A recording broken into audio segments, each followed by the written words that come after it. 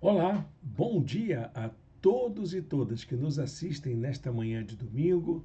Aqui é o pastor Irênio, da Igreja Batista da Orla Oceânica, para mais um estudo bíblico à distância. Este é o nosso programa de escola bíblica dominical dentro da modalidade de ensino mais contemporânea, mais atual, para abençoar sua vida, para abençoar sua igreja, para que todos nós possamos ter um momento agradável de conhecimento da palavra de Deus. Temos feito isso já há algum tempo e espero que esteja fazendo bem para a sua vida. Nós estamos seguindo uma sequência de estudos no livro do profeta Oséias e já estamos, inclusive, na nossa quarta aula e espero que isso também possa abençoar o seu estudo. Se você perdeu as aulas anteriores, você pode acessar aí os links para as aulas anteriores, elas estão gravadas, há uma playlist em nossa página e qualquer dúvida que você tiver pode entrar em contato conosco também. Temos um material de estudo, que é uma apostila, que está em nosso blog. Você encontra o endereço para o blog aqui nas descrições, logo aqui embaixo, e espero que isso ajude você a estudar melhor a palavra de Deus. É um material gratuito, é um material preparado com muito carinho para todos os nossos irmãos e irmãs estudarem, lerem. É isso que faz a gente aprender, pessoal. A gente vive numa sociedade, numa cultura dominada pela escrita, é uma cultura livresca, todo conhecimento que a humanidade adquiriu até aqui está contido em livros. E eu não abro mão disso, você também tem acesso a eles. E acho que quanto mais a gente facilitar o acesso aos livros, melhor para o nosso aprendizado, não é mesmo? Então, leia e seja uma pessoa mais esclarecida, que não se deixe influenciar pelas muitas fake news que existem em nosso tempo. Muito bem, pessoal, vamos passar então agora a nossa apresentação da aula de hoje. Ela sempre é apresentada também num conteúdo de PowerPoint, em slides, e tem também ajudado muitas pessoas a acompanhar os estudos. Se você tem a sua apostila, você pode acompanhar nela, como também pode acompanhar aqui na exposição dos nossos slides. Bom, pessoal, como estamos falando, o tema que nós escolhemos para estudar o profeta Oséias é o tema da fidelidade. É um tema que salta aos olhos em todo o livro. A palavra se repete muitas vezes no livro do profeta Oséias. E quando nós nos deparamos com essa temática, nós forçosamente somos levados a pensar na nossa fidelidade. É claro que aqui Oséias está falando da fidelidade de Israel, o povo de Deus, que não foi fiel ao Deus que é fiel a todas as suas promessas. E nós, como nós ficamos? Então, nós também acabamos fazendo uma avaliação sobre a nossa conduta como servos e servas do Senhor, como aqueles que aceitaram o convite, o desafio de viver uma nova vida a partir da fé em Jesus. Isso que vamos fazer aqui. Nós temos como tema da aula de hoje a disciplina da fidelidade. É um momento do livro em que Oséias vai tratar de uma situação em que Deus quer corrigir o povo, em que Deus quer colocar ordem na vida das pessoas, mas as pessoas precisavam fazer a sua parte, precisavam exercer disciplina sobre si mesmos. Então, nós vamos analisar os capítulos de 8 a 10. De 8 a 10. Se você quiser, pode pegar a sua Bíblia e acompanhar. Alguns versículos que para nós foram importantes nessa análise estão reproduzidos tanto na apostila quanto aqui na apresentação. Mas é bom ter um exemplar da sua Bíblia aí pertinho de você. Eu sempre tenho aqui o meu exemplar por perto. Eu gosto de estudar a Bíblia com a Bíblia do lado. Olha que eu sou uma pessoa informatizada, gosto do texto digital, escrevo material para a internet, gosto de videoaulas, enfim, eu gosto, mas eu também não abro mão do meu exemplar de papel, a minha Bíblia que está sempre me acompanhando na hora de tirar as dúvidas. Para nós esquentarmos um pouco a nossa meditação, eu escolhi o texto de Oséias, capítulo 10, verso 12, para a gente pensar um pouco sobre essa questão da nossa autodisciplina. Semeiem a retidão para si, diz o profeta. Colham o fruto da lealdade. Façam sulcos no seu solo não arado, pois é hora de buscar o Senhor até que ele venha e faça chover justiça sobre vocês. Que belo texto, não é verdade? Aqui Osés está falando daquilo que a gente pode fazer com a nossa vida. Nós estamos vivendo tempos difíceis, dias difíceis. Esses tempos têm levado até a gente pensar na proximidade do fim em uma perspectiva mais escatológica. Eu não serei o primeiro pregador a dizer de que Jesus está voltando e que muito em breve nós o veremos vir nas nuvens conforme as suas promessas. Mas não se assuste, isso não é para você ter medo, é para você colocar em ordem a sua vida, aproveitar esse tempo de proximidade do fim, esse tempo em que os sinais escatológicos ficam tão evidentes nos noticiários, um tempo para a gente colocar em ordem a nossa vida, ter uma vida de mais retidão, sermos mais fiéis e também começarmos a ter uma vida mais produtiva, que é isso que o profeta está dizendo aqui. Façam sulcos no seu solo não arado, transforme a sua vida em algo que seja útil, abençoador para as pessoas com quem você convive. E mais ainda, permita que o Senhor faça acontecer a justiça dele sobre a sua vida. Deus quer derramar bênçãos sobre nós.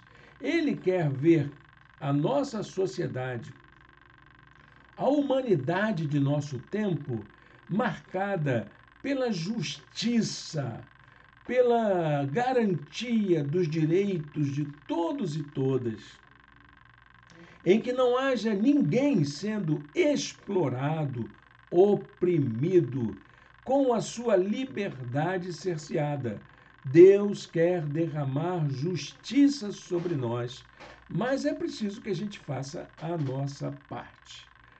É disso que vamos falar na nossa aula de hoje. Então, meus irmãos, não podemos esquecer que esse tema da fidelidade é um tema muito vinculado à ideia da justiça. Quando a gente fala que Deus é fiel, a gente está dizendo que o que permeia a ação de Deus sobre os homens é a sua justiça. E quando a gente fala de justiça de Deus, nós não estamos falando de um Deus vingativo, de um Deus punidor. Estamos falando de um Deus cheio de graça, de um Deus cheio de amor e um Deus cheio de misericórdia. A justiça de Deus é marcada pelo seu amor e pela sua misericórdia. Então, a fidelidade de Deus tem a ver com isso. Isso quer dizer também que a nossa fidelidade a Deus deverá ter uma preocupação com os nossos atos de justiça. com a maneira como tratamos com equidade os direitos dos nossos próximos, né? Das pessoas com quem convivemos, como lidamos com a justiça em nosso tempo. Não se trata de uma obediência a preceitos, de uma obediência a atos religiosos, de obediência a uma moral em vigor. Não estou falando disso.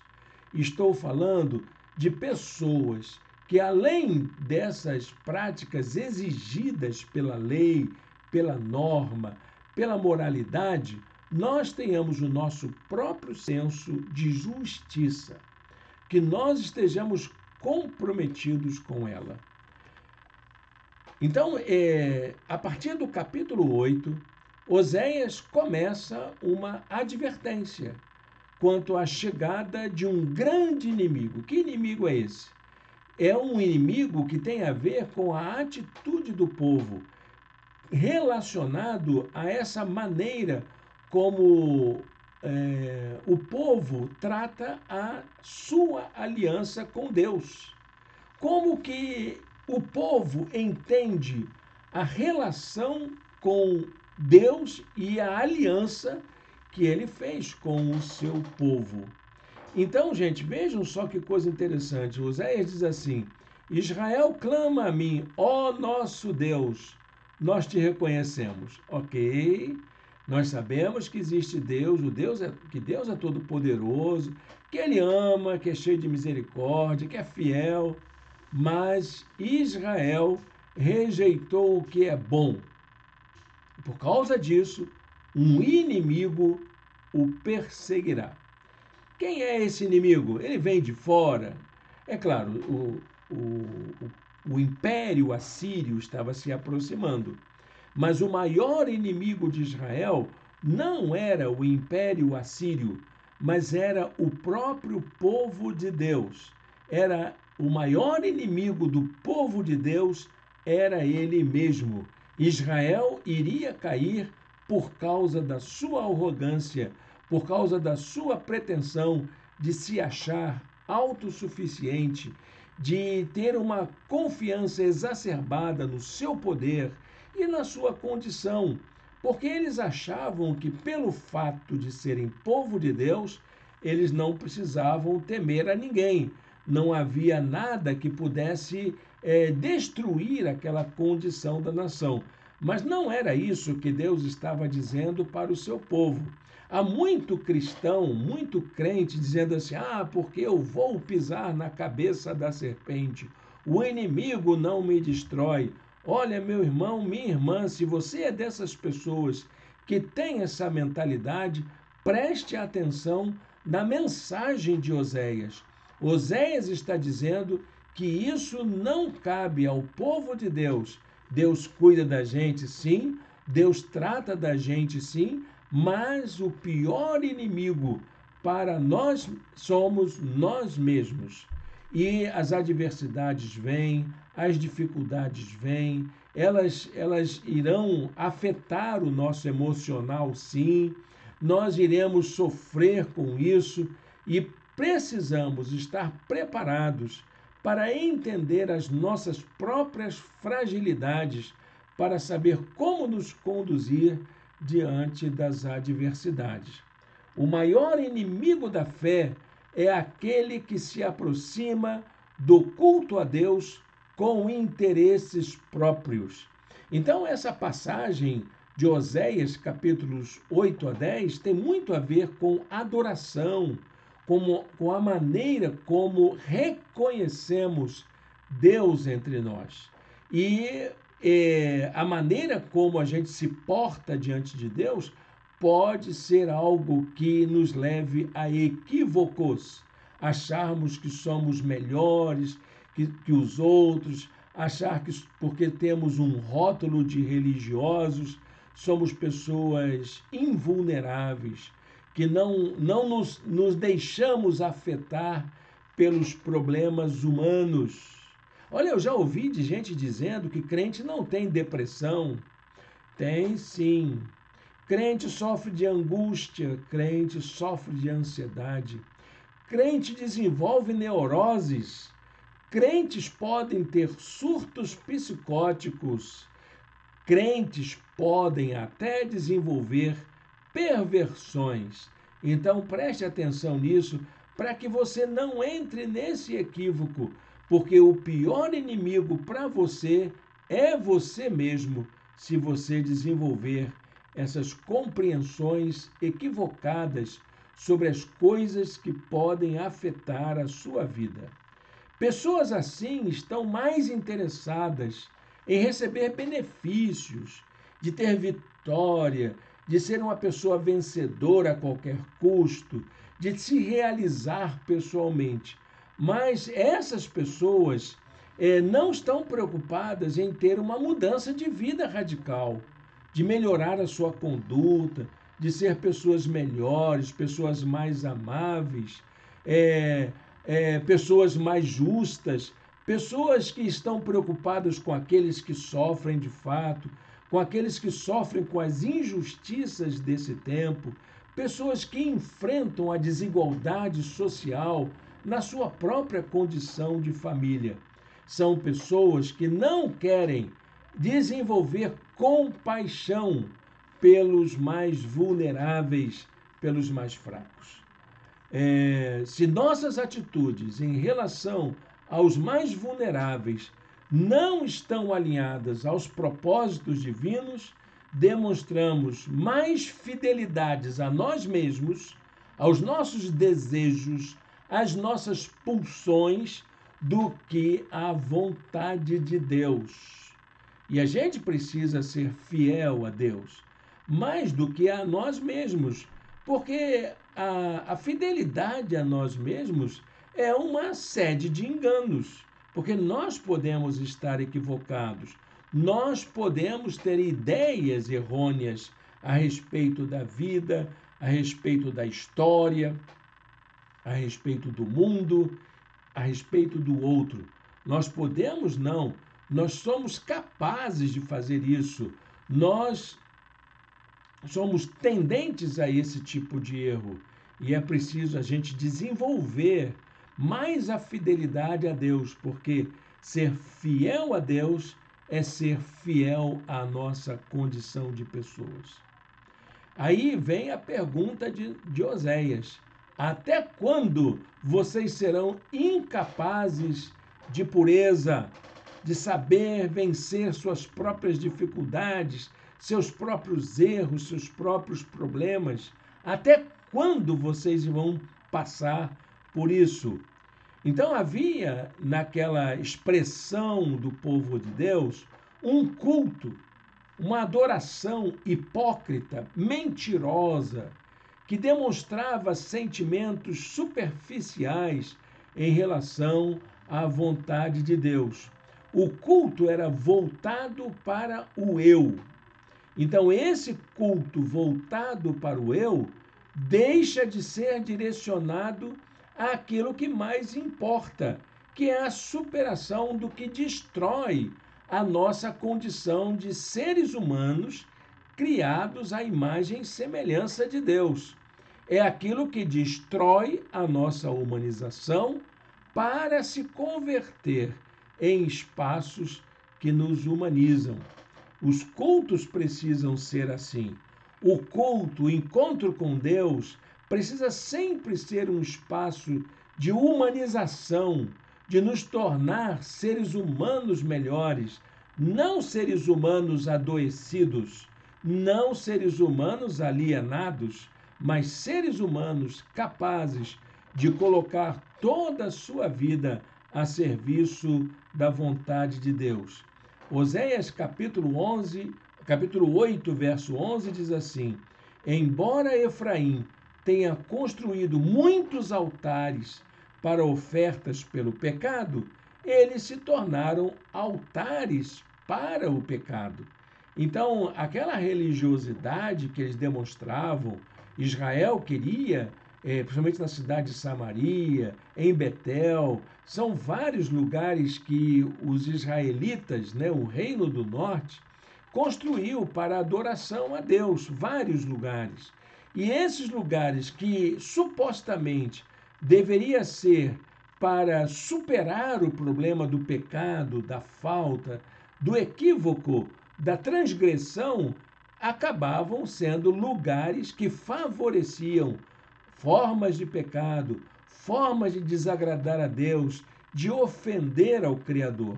Isso na adoração. Incrível isso. Muita gente acha que todo culto agrada a Deus. Não, meu querido. Há cultos que desagradam a Deus.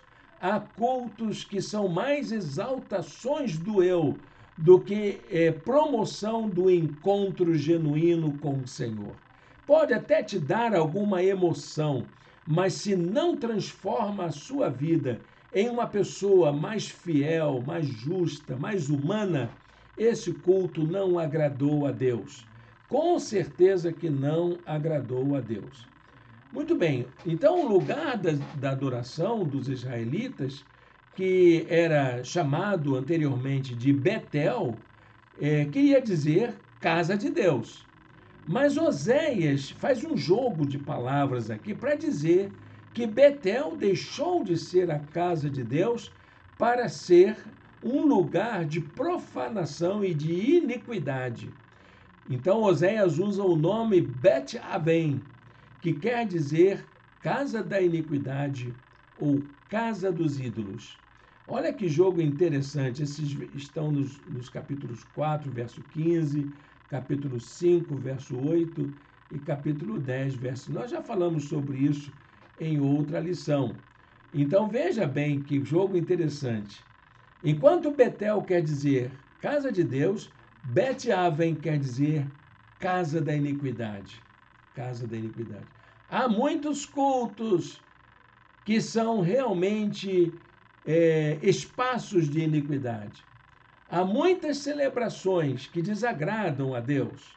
Há muitos cultos de igrejas evangélicas brasileiras por aí afora que não correspondem a uma adoração a Deus, mas uma adoração a si mesmo, ao seu ego, às suas vaidades, ao seu prazer, aos seus desejos pessoais. Diria aí, em toda forma de desejos carnais, e, enfim, toda sorte de coisas que você possa imaginar. Não são expressões de adoração a Deus. Também não quero aqui determinar o que é uma expressão de adoração a Deus, porque tem cultos e cultos, né? Tem cultos em que Deus nem entra, mas de tanta frieza, de tanta apatia, aqueles chamados cultos racionais. Olha, gente, não conte comigo para essas coisas. Mas também há cultos que são verdadeiras externalizações do ego, dessa satisfação do gozo a qualquer preço. Quais são as marcas de uma adoração equivocada? É isso sim que a gente pode fazer. O que Oséias estava querendo mostrar para o povo de Deus? Que estava acontecendo uma adoração equivocada nos lugares de adoração. Primeiro, havia uma quebra de aliança. Oséias faz questão de lembrar isso. O povo de Deus quebrou a aliança com Deus. Ele diz: porquanto quebraram a minha aliança e se rebelaram contra a minha lei. Segundo, havia uma confiança exagerada na capacidade humana de realização. Eu posso. Ainda mais hoje, não é? A gente, quando tem uma dor de cabeça, não busca mais a Deus em primeiro lugar. Você vai buscar uma aspirina, um analgésico, claro, normal até. E a gente vai substituindo a presença de Deus na nossa vida por essas formas mais seguras para a nossa cultura. E Israel demonstrava isso também. Oséias diz assim: eles instituíram reis sem o meu consentimento, escolheram líderes sem a minha aprovação. É tomar a decisão sem procurar descobrir qual é a vontade de Deus para a sua vida. Terceiro lugar, havia também as chamadas expectativas egoístas, aquele sentimento individualista. É mais egoísta mesmo. Oséias 8,4 continua: com prata e ouro fizeram ídolos para si, para a sua própria destruição. Medem a adoração a Deus pela quantidade de bens materiais, de prata, de ouro, de riqueza. E Deus não está presente, ele não está comprometido com esse tipo de adoração que ostenta. Ele está mais interessado em uma adoração de despojamento, de abrir mão de si para poder estar na presença de Deus. A adoração daquela época era direcionada, então, a um ídolo. E esse ídolo tinha a forma de um bezerro, como nas culturas daquela época, a cultura dos povos vizinhos. E esse bezerro que era adorado nos lugares de adoração representava a infidelidade e o sentimento egoísta de quem vive distante dos propósitos de Deus. Era o ponto máximo. Querem saber se Israel era fiel? Olha, é só ver a quem eles adoravam. Quer saber o quanto a igreja é fiel de hoje? O quanto você é fiel? A quem você adora? A quem você tem buscado?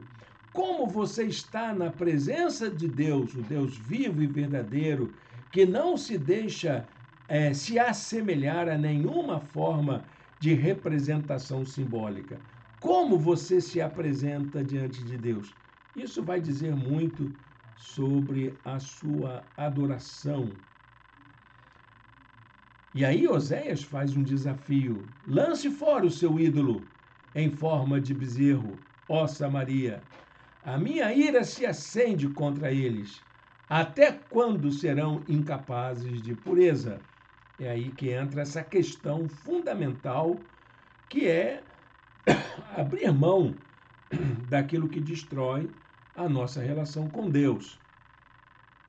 A infidelidade de Israel estava diretamente relacionada à assimilação daquela mentalidade dominante dos povos vizinhos, onde Israel estava inserida, dos valores que regiam a cultura da época, a cultura daqueles povos que estavam ali próximos. Infelizmente, essa mentalidade cultural, essa forma de pensar a vida estava completamente distante dos ensinos herdados pela tradição hebraica.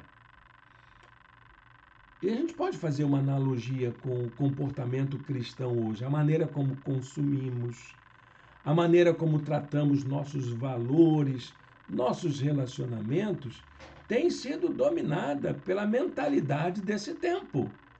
E Deus, então, chama a atenção da gente, porque esses são os nossos bezerros de ouro que nos ajudam a pensar a nossa maneira de conduzir. Nós elegemos os nossos ídolos, nossos bezerros, e fazemos adoração a eles também.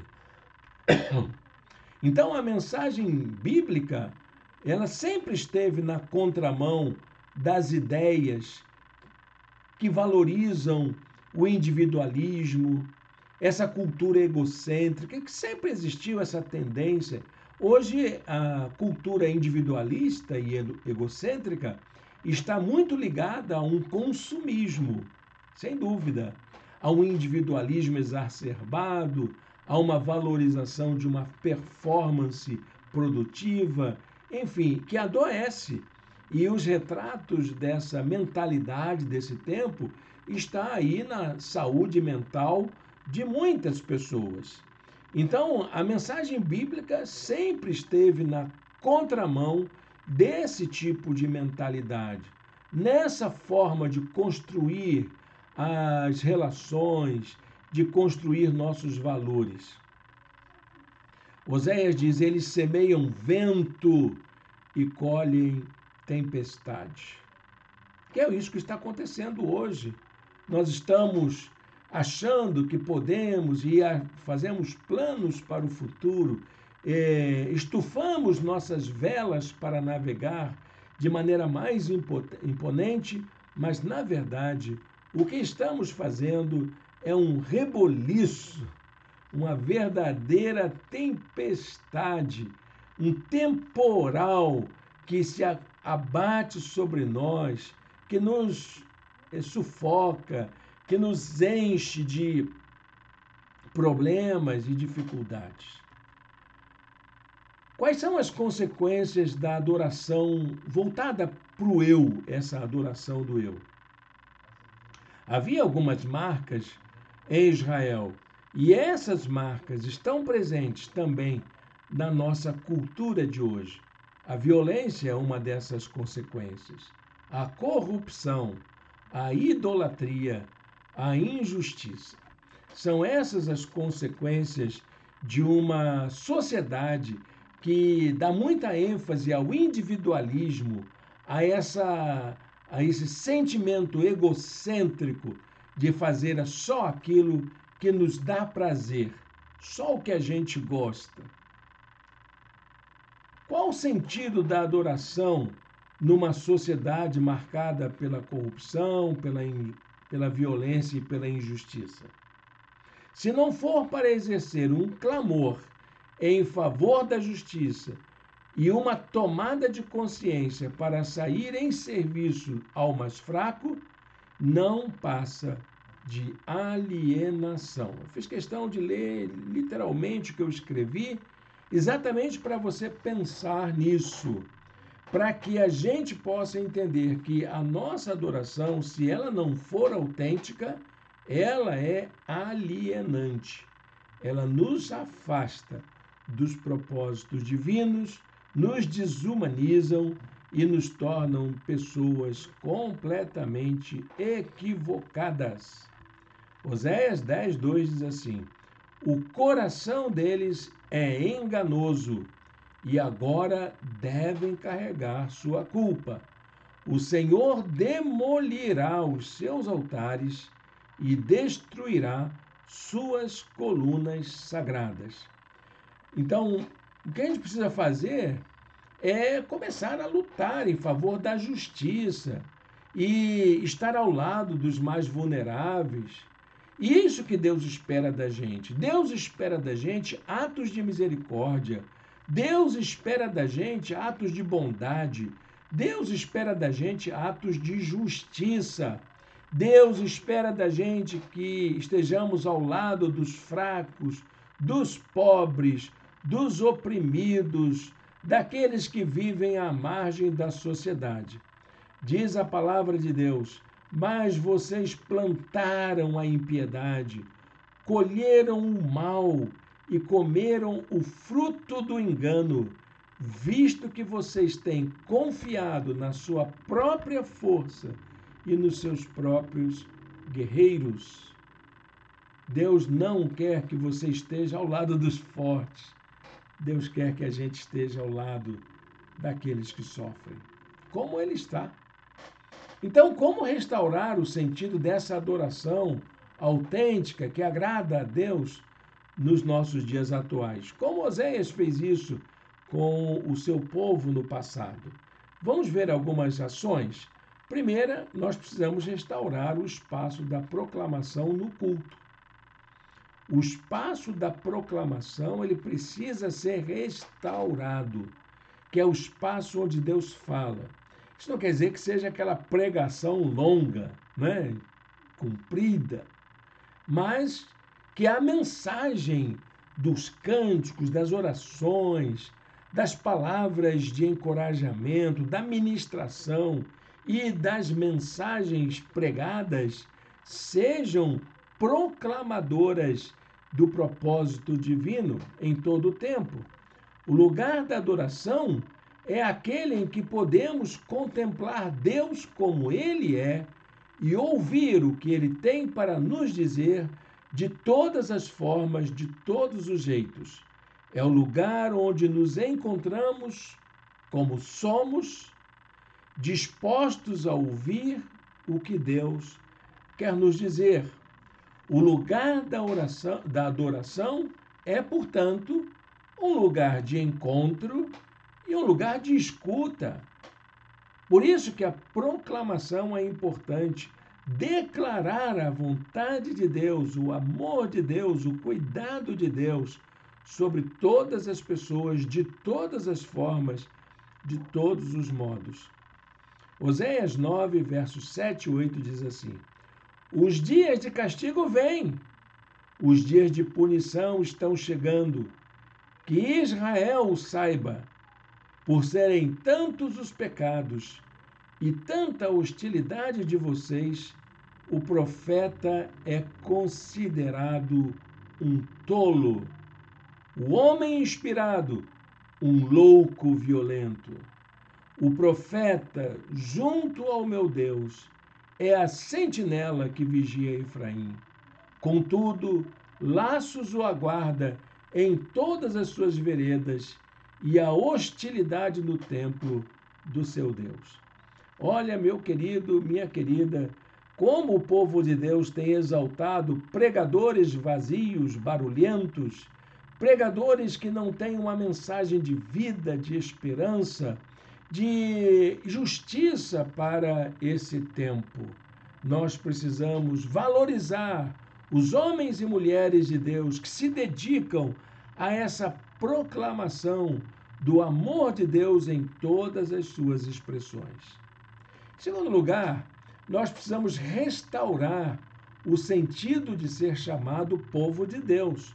Nós somos o povo de Deus e precisamos resgatar essa condição, nos reconhecer como tais. O que é que nos faz povo de Deus? Aqueles que são chamados a viver de acordo com os propósitos divinos precisam ser identificados como sinais de esperança a um mundo que perdeu toda a esperança. O que nos faz povo de Deus é o fato de estarmos comprometidos com os propósitos de Deus para o mundo de hoje, para a nossa vida, mas para a vida de todos e todas. E é com isso que temos que nos empenhar. Como povo de Deus, temos uma missão a exercer no mundo, que é a missão que Deus confiou a nós, de levar o seu amor, a sua graça transformadora a toda criatura. Aí Oséias vai usar a metáfora das uvas no deserto, que lembra o valor da ação do povo de Deus como sinal da compaixão divina. Uma linda metáfora de quem vive no deserto, de quem peregrina no deserto e encontra uma videira carregada de uvas frescas. Quando encontrei Israel, diz o Senhor, foi como encontrar uvas no deserto. Esse povo era sinal de esperança, trazia conforto e consolo para os peregrinos do deserto. Quando vi os antepassados de vocês, foi como ver os primeiros frutos de uma figueira.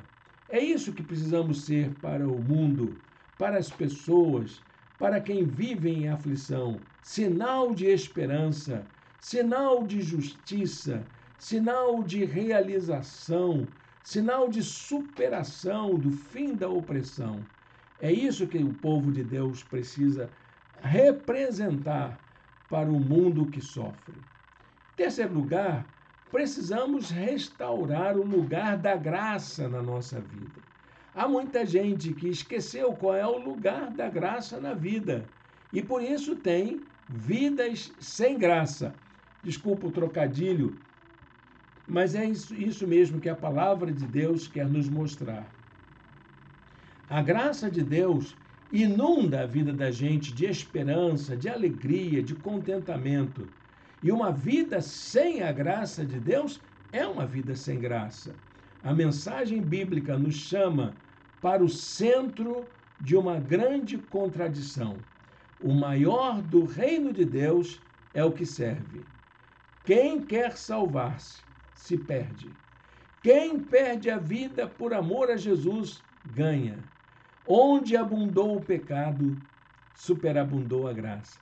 A graça não é um ufanismo na nossa vida, mas um reconhecimento de que todas as coisas, todo o bem que precisamos, vem da promessa divina, vem da ação de Deus, vem do amor de Deus por todos nós.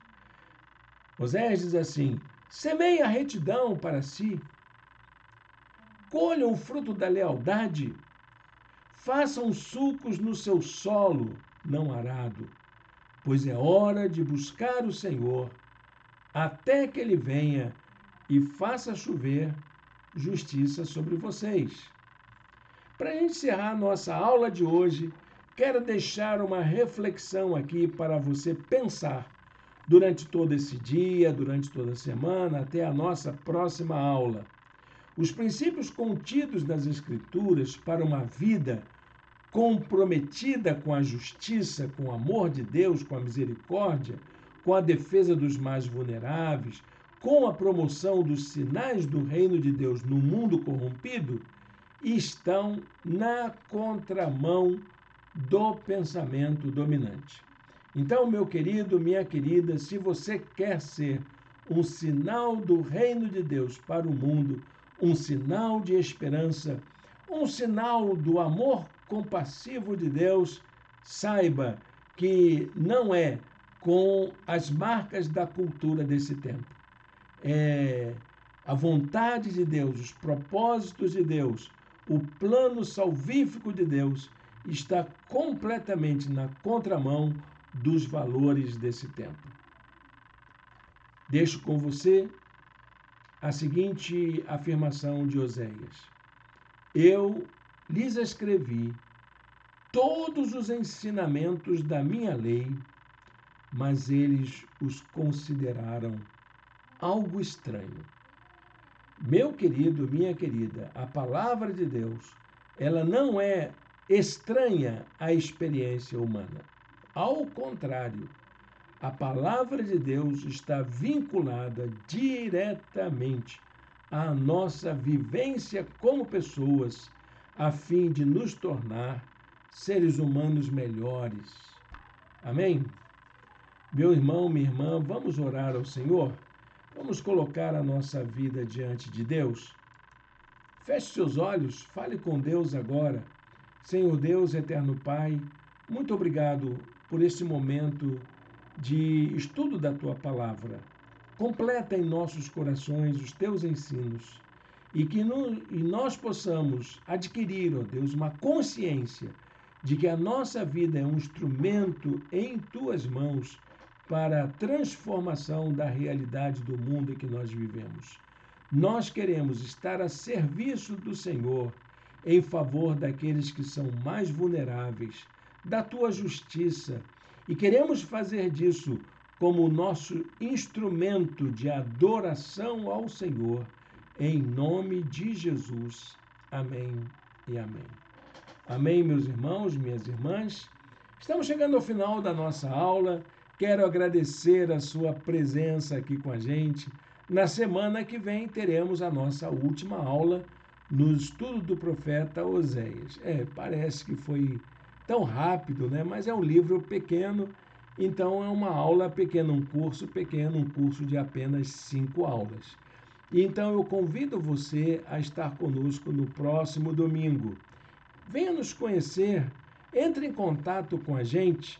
Nós estamos reunidos todos os domingos às 18h30 para a meditação da Palavra de Deus. Nossos encontros são marcados pelo estudo da Bíblia, pela oração e pela comunhão. E você é o nosso convidado especial. Entre em contato com a gente para eu poder passar o endereço para você, o nosso horário, como chegar. Será uma bênção ter você conosco. Deus o abençoe. Um bom domingo na presença do Senhor.